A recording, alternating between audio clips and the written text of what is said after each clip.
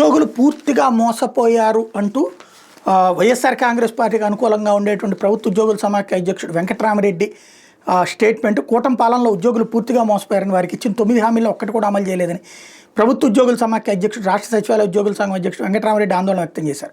ఆదివారం తాడేపల్లి ప్రెస్ క్లబ్లో మీడియాతో ఆయన మాట్లాడుతూ, కూటమి అధికారం చేపట్టాక ఇప్పటివరకు ఉద్యోగుల సమస్యలపై చర్చించేందుకు ఒక్కసారి కూడా జాయింట్ స్టాఫ్ కౌన్సిల్ సమావేశం నిర్వహించలేదన్నారు. గత ముఖ్యమంత్రి వైఎస్ జగన్ ఉద్యోగులను చాలా గౌరవంగా చూశారని గుర్తు చేశారు. ఇప్పుడు వాళ్ళని హీనాతహీనంగా దొంగల్లో చూస్తున్నారని ఆవేదన వ్యక్తం చేశారు. గ్రామ వార్డు సచివాలయ ఉద్యోగులు వాలంటీర్ల మాదిరిగా ఇంటింటికి తిప్పుతూ పనిచేస్తున్నారని, అంత పని చేయించుకుని ఐవీఆర్ఎస్ సర్వే పేరుతో ఘోరంగా అవమానిస్తున్నారని తెలిపారు. పోలీసులపై కౌంటర్ కేసులు పెట్టి వేధిస్తున్నారని, డీజీ స్థాయి అధికారులతో సహా అనేక మంది పోలీసులను అరెస్ట్ చేయడం ఏంటని ప్రశ్నించారు.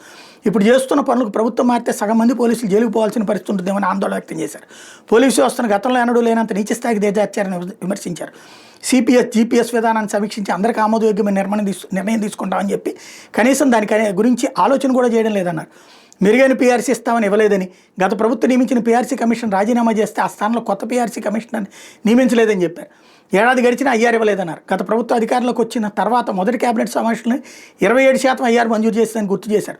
1వ తేదీన జీతాలు ఇస్తామని చెప్పి ఇవ్వడం లేదని వాపోయారు. ఉద్యోగులకు ఇవ్వాల్సిన 22,000 బకాయిలను పట్టించుకోవడం లేదని, పెన్షనర్ల సమస్యల పరిష్కారం కోసం కార్పొరేషన్ ఏర్పాటు చేస్తామని చేయలేదన్నారు. ఆప్కాస్ కింద భద్రంగా ఉన్న అవుట్సోర్సింగ్ ఉద్యోగులు మళ్ళీ ప్రైవేట్ ఏజెన్సీల చేతిలో పెట్టి దోపిడీకి గురి చేయాలని చూడటం దుర్మార్గం అన్నారు. వాలంటీర్లను కొనసాగిస్తామని చెప్పి ఏకంగా వాళ్ళు ఉద్యోగాలు తీసేశారని తెలిపారు. ఉద్యోగుల పట్ల ఇంత నిర్లక్ష్యంగా వ్యవహరించిన ప్రభుత్వాన్ని ఎప్పుడు చూడలేదన్నారు.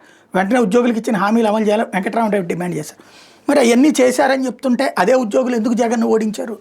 ఇప్పుడు మళ్ళీ అదే ఉద్యోగులకి సమస్యలు చంద్రబాబు వల్ల వస్తున్నాయి అంటే నిజమా? ఉద్యోగులు చెప్పాలి.